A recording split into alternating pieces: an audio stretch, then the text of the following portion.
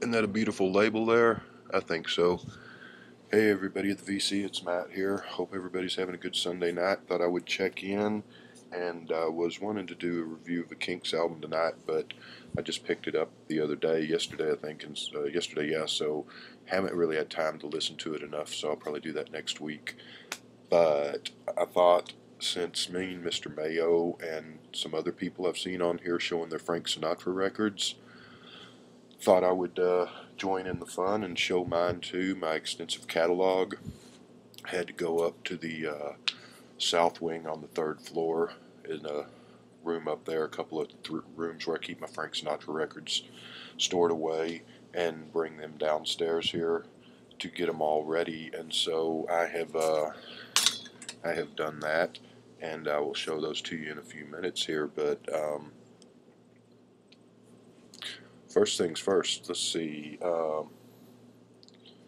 The Just a question for everybody. I've got on my YouTube page up on the right hand corner, there's a little bell, like a ding dong bell, not like a female bell or a bell epoque, like a little bell, and it has little dots up there when somebody comments on one of your videos, so you know. So anyway, lately, last couple of weeks, I've had some notifications. I've had people that have commented on videos, and so that's cool. But I've had some when I go and click on it, and it's somebody that it's a comment that had been put on there a week or 2 or 3 weeks earlier by people that I already read and even responded to. So I don't know what if anybody else is getting that or not. It's kind of strange, but got a couple of those today. So yep. The other thing I thought before I get into the Frank Sinatra, 'cause this is going to take a while. I've got a huge collection that dwarfs anything seen on the VC yet. But I show this mainly for the label, RCA Victor. There's Nipper the dog. I've got my Nipper t-shirt that I didn't put on today. I'm still celebrating Notre Dame's win yesterday. So, and this is from the Kate Smith Christmas album, which was one of the records that I think it was Robert Z. Maybe it was me and Mr. Mayo wanted me to do a review of this sometime. I think Robert commented on this lady and something about his candy gets going or something. I didn't really understand what he was on about, but and Adam Lee, this is Madonna. This is one of her biggest influences. In case you didn't know, this is, if it weren't for Kate Smith, there would be no Madonna. So anyway, but all that aside, really great label, and I thought just not as a contest, but just as a challenge, just people want to do video responses of your favorite record labels. There's a lot of cool record labels out there. RCA Victor's always been one of my favorites. The couple of others, the Redbird label, the Apple label. Don't want to give away too many, but if you want to do a video of just your favorite record labels and show them 45s, albums, whatever, that would be cool. Maybe, I think, I don't know. Maybe you don't think so. I think so. But so onto the Frank Sinatra collection. We start with, and he always has such great covers of his albums. That's one good thing. He's a great singer too. But so Nice and Easy, 1960 album. There's the back.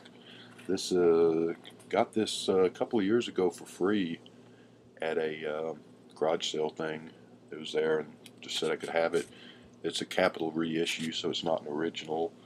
It's on the old Capitol label there. It's reissue. It's stereo, I think. I'm pretty sure it is. If it's a reissue, it doesn't say anywhere on here. This album came out in 1960. Spent 9 weeks on the top of the Billboard album chart. And I looked it up. It said it spent 1 week on the top of the Billboard mono album chart. 9 weeks on the stereo album chart and 1 week on the mono album chart. I didn't know there was such a thing, but anyway, 1960, arranged by Nelson Riddle, was nominated for a Grammy for Album of the Year, Best Male Vocal Performance, and Best Arrangement of that year in 1960. So that's it. Also has on there, which is interesting, it has a song called Try a Little Tenderness, which I'd always known as an Otis Redding song. It's actually a really old song that a lot of people have done, including Sinatra. Pretty good version he does of it. It's not Otis and Sinatra are both great singers, but Otis Redding's version is, in my opinion, a lot better than Sinatra's. But his is good. I like it. It's one of my favorite Redding songs anyway, so it's kind of hard to top that.